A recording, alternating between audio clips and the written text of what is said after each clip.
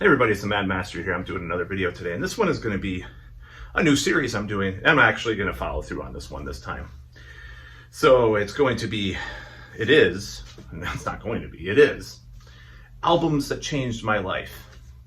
And this, I'm going to start with this one because this one is basically the one that caused everything in my life. Like the way that I look, what you see around you, and everything like that.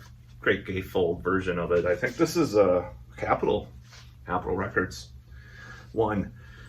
So I'm going to go into the story, and I've gone into this before, but I'm going to talk about it again. You know, what happened was I was 10 years old, and my parents were divorced, and I would stay Saturday nights at my father's house. And my brother, rest in peace, was turning 18 or somewhere around there. Maybe 19, 20, no, 18, I think. 17 or 18. And for his birthday, and he was in foster homes a lot of the time, and he grew up kind of he had a rough time. So he was living with my dad at the time. So for his birthday, that was January 20th, by the way, my father bought him a video cassette of Live After Death, this video cassette. And that was kind of like, okay. I thought heavy metal was for delinquents and losers at the time because I was a little elitist nerd. Wanted to be a scientist and inventor. And I used to draw like things, little cartoons about time machines and killing Hitler and stuff. I don't know, it's ridiculous. So it's kind of so stupid, but I don't want to say it's stupid. I'm just saying it's really amateurishly juvenile to think about that now. But like, not that I wouldn't want to. I'm just saying, like, what would that do? In the life if the society's already going that direction. So I'm not going to get into that right now. So rambling. Yeah. So this whole thing was like, I was like opposed to heavy metal. But I'm gonna a little side story is Bon Jovi, Slippery When Wet. I'm aging myself now. I'm old as hell. First air guitar I played actually was before that, but that was like the first time I jumped on a bed and played air guitar. I was living on a prayer. So, but Huey Lewis on Back to the Future soundtrack, and I loved that, and I had that on tape. That was the first time I saw skateboarding and like rock guitar, right? So then you have, Bon Jovi, and then I got into like In Excess and stuff, and I was dating myself. I don't care. So the next thing that happened was this Live After Death. It was obviously a few years old at that point, but he bought he had the tape, and he got it for his birthday. And my brother used to go out to the bowling alley that was down the block, and try to get some vertical smile going, right? As Black Flag used to call it. And he used to mainly only a couple of girls, but he would bring girls up to the second floor. My dad had weird hours being a newspaper reporter and stuff, so he would bring up girls to his. And my brother also worked at Taco Bell he had a Taco Bell job. It was like kind of Beavis and Butthead kind of person, or people that he knew and stuff. But like he would go up to his room and throw condoms out the window on the driveway, and I used to bring kids down the street. It's like, oh, you want to see condoms? And we went. It was pretty funny. That lasted a while, and he also had like a bike shop in my dad's garage, which my dad put the kibosh on eventually, but it was a BMX parts that were acquired sometimes by dubious means. I'll just say that, but just fun 80s, late 80s kind of juvenile delinquent kind of crap. Like for example, like playing instead of playing air guitar, getting a broomstick and putting lighter fluid on it. And don't try this at home, by the way. And lighting it on fire and playing like to Metallica or whatever. Just a lot of weird stuff like that, or doing a bunch of acid, and I didn't do this, by the way. I think I did do the broomstick thing once, but I didn't do this. What I'm following going to be saying doing a bunch of acid and playing the Batman theme for 5 hours straight on guitar, and your PV guitar and your PV amp that was cheap. but probably better than PV now because it was made in America. But so, well, I don't know actually. I don't know if the quality's gone up in a lot of regions actually. So this whole thing was like, I didn't know, I would be bored. So me and my dad, would rent a movie sometimes, from the local grocery store that had a really good science fiction selection. So I saw the Martian Chronicles, the 70s version, Planet of the Apes, all the Planet of the Apes movies from the 70s and all the spin-off movies and stuff. And we'd rent all these movies and stuff and have a Tombstone Pizza Deluxe. Oh man, it's so good. Oh, it sounds so good right now. And Pepsi or whatever and stay up. And it used to be Friday nights, then it was Saturday nights, then it was Friday and Saturday. So this winter, we had a birthday thing, and stuff like that. And then what had happened was I was bored. I was just bored Saturday night, I'd stay up a little bit. My dad would go to sleep and stuff because whatever, and I would just be up in the living room downstairs because he'd sleep upstairs. And my brother would be gone with his friend. I'm just going to use his name that he's called, Gumby. They'd be out there. Gumby was more innocent than my brother, but he had a Poison album just to give you a clue.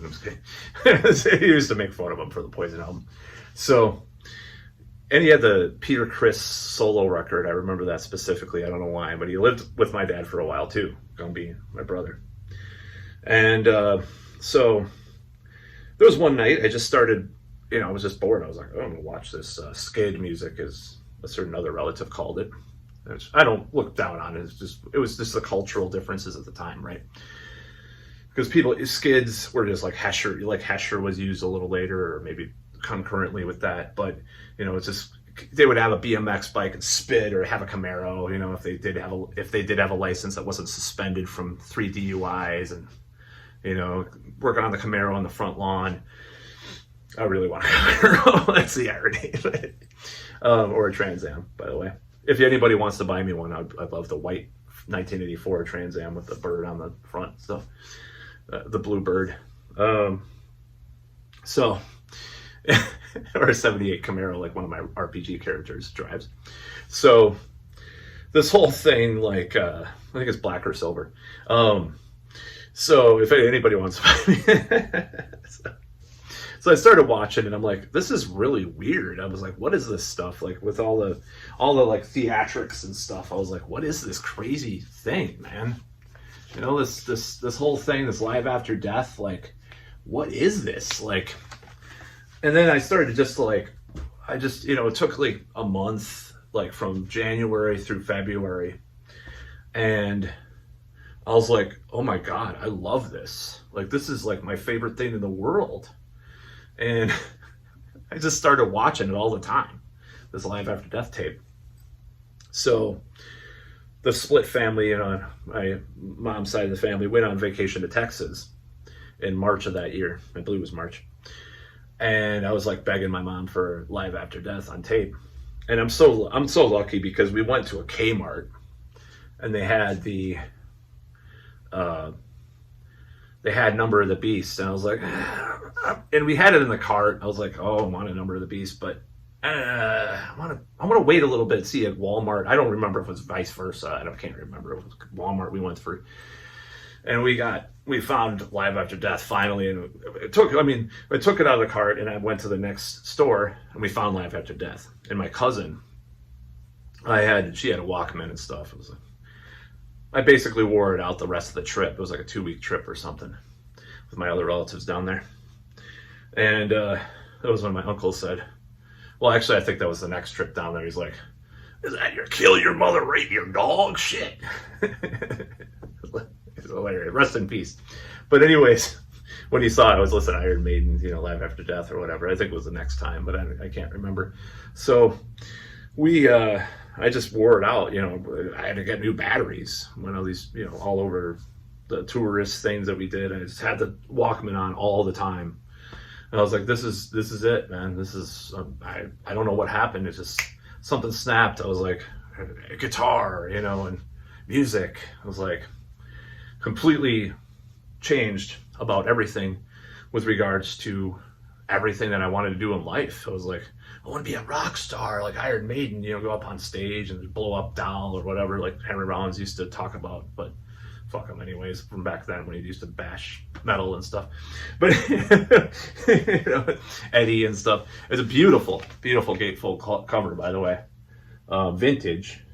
I bought this used, but yeah, it's Live After Death. So this album got me in Iron Maiden and metal in general.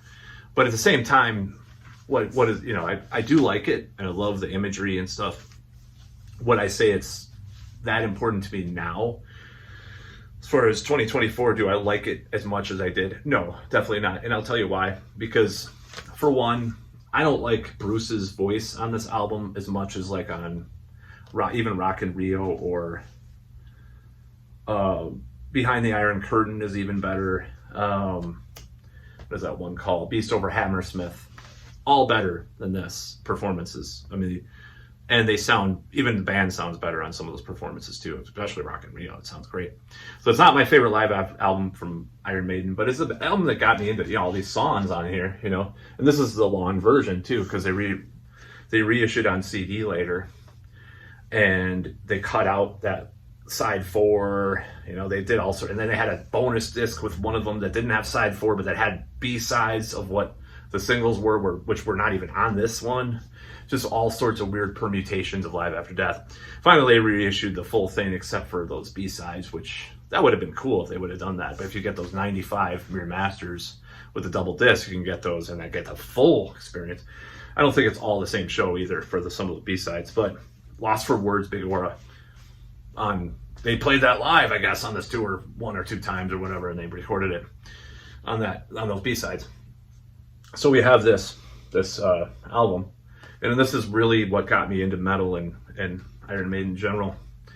And it was never the same since, because I was a nerd. I was like going to be like a scientist or something. Like, I was bad at math, but English was always my better thing, by the way. But and you know, even geography, well, kind of slacked in recent years. I'm getting better at that because I'm checking stuff out a little bit more and reading maps and stuff. But you know, this whole thing, 100 minutes, 100.08 minutes of music. This is what got me into heavy metal. I listened to it a lot. Of course, I got into other stuff because my brother Gumby, you know, would dub me tapes like Justice for All, and then got Guns N' Roses, and then I bought it at the same mall that Jeffrey Dahmer was his stomping grounds, the Grand Avenue Mall in Milwaukee. I got Guns N' Roses' Appetite for Destruction from my dad. My dad bought it for me on a trip. We went to Milwaukee. I'll never forget that. And that was like, that's pretty funny. That was concurrent with some of the, actually, I don't know if it was at that time. I think it was a year or 2 later that he was doing stuff at Grand Avenue Mall. But I don't know why I mentioned that, but it's just funny. I have a 6 sense of humor, obviously. So that's what got me in heavy metal. And do I like it now? I like it, but I don't love it. You know, as like I said, I think Made in Japan, the full concert that they reissued as a fan club edition, if I could find that CD, was better. I think it was a lot better and a lot more energetic. I think they're sounding a little sluggish, even though they're rushing some of the songs too. But they're sounding a little sluggish on here, especially Bruce is like, "Fly as high as the sun, yeah!" You know, that doesn't sound very good. You know. So I don't like that factor of this, like other live albums. Obviously, they did not do a lot of overdubs or editing because you can hear it, you know. It's a real live album for the most part. Unlike a real live one, you know, or whatever. Real live. I like a real live one. See, I like all the Maiden-Live albums pretty much, all of them. Live at Donington is a little better. And then Real Live one, Real Dead one, but it's still really good. You know, those are still really good. I even like a Real Dead one. It got bad reviews at the time. Oh, this is Iron Maiden on their last legs. Oh, yeah. And Rock in Rio is good. And some of the later ones, like the Dance of Death one, like I don't think I bought that, or I don't think I bought I bought a DVD for the tour they did for not A Matter of Life and Death, but Final Frontier, you know, their live album for that. I bought that. I think I bought the one for Book of Souls too, because Book of Souls, the album production is lackluster, but the live versions actually have a little more energy to them, a little bit more finesse. However they mastered and mixed, it's a different person. So I mean, I wish they could resurrect Martin Birch and just produce their albums. Even when I saw him a month ago, it was the newer stuff was great live. So I don't know what it is when they play the newer stuff live. I get into it, but it's like when they're on record, it's not as good as it used to be.